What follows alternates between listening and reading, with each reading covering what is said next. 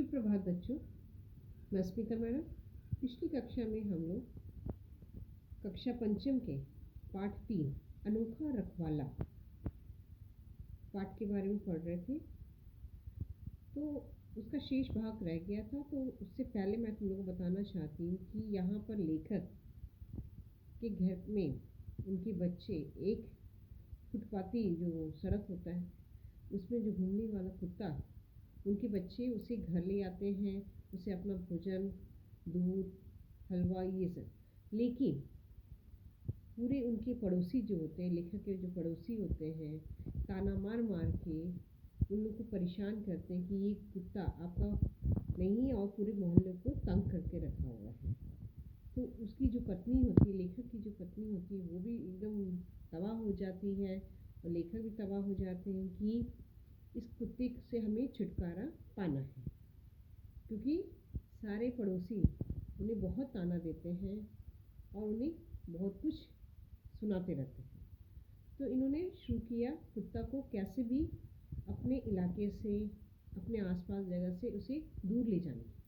तो पहले उन्होंने उपाय किया था कि साइकिल के केरी में बिठाकर नेरोजी नगर में उसे छोड़ आए। लेकिन कुत्ता लेखक के पहुंचने के पहले ही उनके घर पहुंच जाता है। आगे क्या होता है हम लोग पढ़ना शुरू करते हैं। इसके बाद बोरे में लपेटकर चाणक्यपुरी की ओर ले गया था।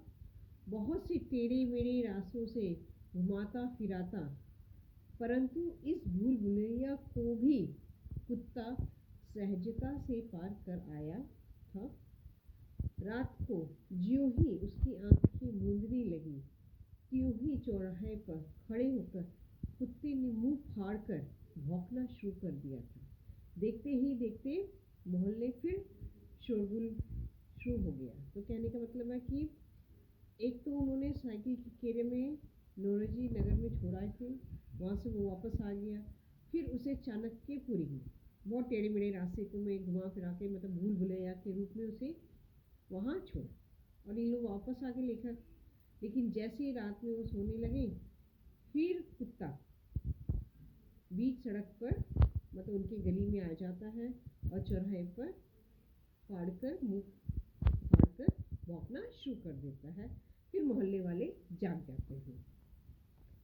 अब आगे, आवेश में भरकर कुछ बलिष्ठ लोगों ने उसे डंडे से मार मार कर घसीटा, किंतु ढीठ कुत्ता केवल कुछ गज ही सरका।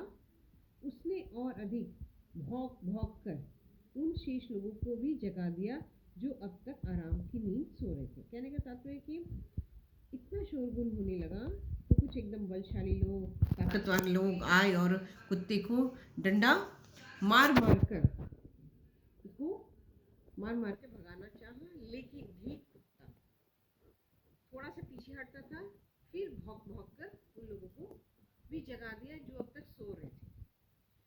अब उससे भी परेशान हो गए कि कमेटी वाले को वो बहुत बार लिख चुका है, किंतु अब भी पिंजड़े वाली गाड़ी आती है, कुत्ता ना जाने कहाँ गायब हो जाता है।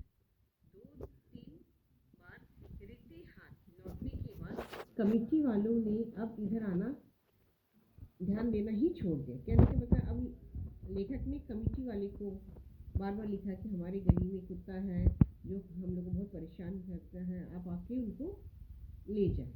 तो पिंजरे वाली गाड़ी आती है, उस समय कुत्ता ना जाने कहाँ गायब हो जाता है। तो जब भी गाड़ी आती है वो गायब हो जाता है और बेचारे गाड़ी वाले, कमेटी वाले को खाली हाथ ही लौटना पड़ता है। अब आगे देखते हैं। जो लेखक है वो छत पर खड़ा नीचे सड़क पर चलते साइकिल सवारों को गिनने लगता है। तभी उसके मस्तिष्क में विचार कौंधता है। वो कलाई पर बंधी घड़ी की ओर देखता हुआ जल्दी जल्दी नीचे उतर जाता है। मतलब अचानक लेखक के दिमाग में कुछ विचार आता है और फटाफट घड़ी अपनी देखते हुए नीचे उतरता है।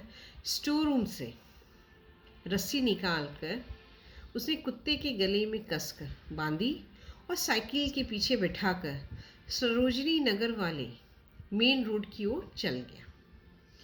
आज उसने प्रतिज्ञा कर ही ली थी कि वो रोज की इस मुसीबत से छुटकारा पाकर ही रहेगा। घंटे भर बाद लौटा और शुभ सूचना दी कि वह कुत्ते को किशनगंज जाने वाली ट्रेन में बैठा आया है। मतलब आज उसने प्रण लिया ही था कि मुझे किसी भी हाल में कुत्ते को हम लोग से मुसीबत छुड़वाना है।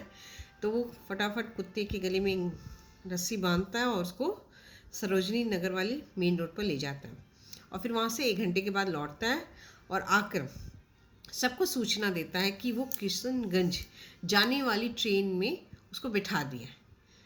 पत्नी ने आग की तरह ये समाचार पूरे मोहल्ले में फैला दी। तो पत्नी भी खुश हो गई ये समाचार सुनकर और पूरे मोहल्ले में उसने ये बात फैला दी।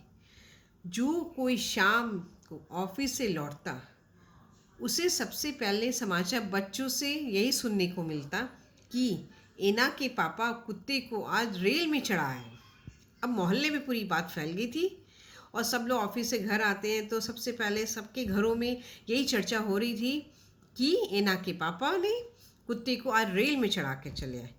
सब ने चैन की सांस ली। चलो रोज रोज के झंझट से मुक्ति मिली। हाँ, झंझट से तो मुक्ति मिल गई। सब ने यही सोचा। हाँ, आज रात नीरवता रही, इतनी नीरवता कि वो भी अखरने लगी। कहीं एक तिनका भी तक ना हिला। सब चैन से सो गए। बहुत दिनों के बाद गहरी नींद। सब लोग तो सो तो गए थे, इतनी शांति थी कि वो कभी कभी शांति भी अखरने लग रही थी कि इतनी शांति कैसे हो सकती है। लेकिन हाँ, कुत्ता आज था नहीं तो सब लोग चैन की नींद से सो गए और शायद कुछ ज़्यादा ही गहरी नींद में सो चुके थे। तो बच्चों, आज के लिए इतना और शेष भाग फिर मैं आपको अगली कक्षा में बताऊंगी। धन्यवाद।